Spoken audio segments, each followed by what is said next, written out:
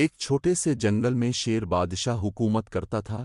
شیر نہایت جلد باز اور بے وقوف تھا۔ وہ روزانہ جنگل کے کسی بھی جانور کو کھا کر اپنے پیٹ کی آگ بجھاتا تھا۔ ایک دن جب شیر نیند سے بیدار ہوا تو اپنے سپاہیوں کو حکم دیا کہ کوئی صحت مند جانور لاؤ۔ کچھ دیر بعد سپاہی ایک صحت مند خرگوش کو لے آئے۔ وہ خرگوش بہت چالاک تھا۔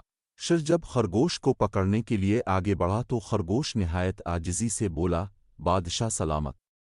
میری اب سے ایک درخواست ہے، گستاخی معاف کیجیے گا، مگر یہ بات نہایت ضروری ہے۔ شیر نے حیران ہو کر خرگوش سے کہا، لف بتا کیا درخواست ہے تیری؟ خرگوش نے بادشاہ سے کہا، بادشاہ سلامت! دراصل بات یہ ہے کہ اب روزانہ کسی نہ کسی جانور کو کھا جاتے ہیں۔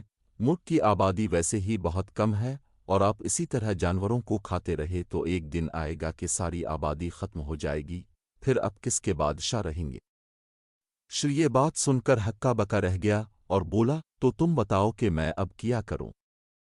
خرگوش بولا، اگر اب بھی سبزی خور جانوروں کی طرح گھاس وغیرہ کھائیں تو بھی اب زندہ رہیں گے جس طرح ہم زندہ رہتے ہیں۔ شیر نے خرگوش کو یہ تجویز دینے پر رہا کر دیا اور اعلان کرا دیا کہ اب سے کوئی جانور گوشت نہیں کھائے گا، اور اگر کھایا تو اسے دردناک سزا ملے گی۔ کچھ دن گزر گئے، شیر سمیت سب گوشت خور جانور سبزی گھاس کھانے لگے، مگر سب کی صحت بگڑ گئی اور کچھ تو ہلاک ہو گئے۔ شیر بھی بیمار رہنے لگا تھا، اسے بھی کڑوی گھاس راس نہیں آئی۔ تنگ آ کر شیر نے اسی خرگوش کو دربار میں طلب کیا، مگر نادان شیر کو پتہ چلا کہ خرگوش اسے جھانسا دے کر بھاگ چکا ہے۔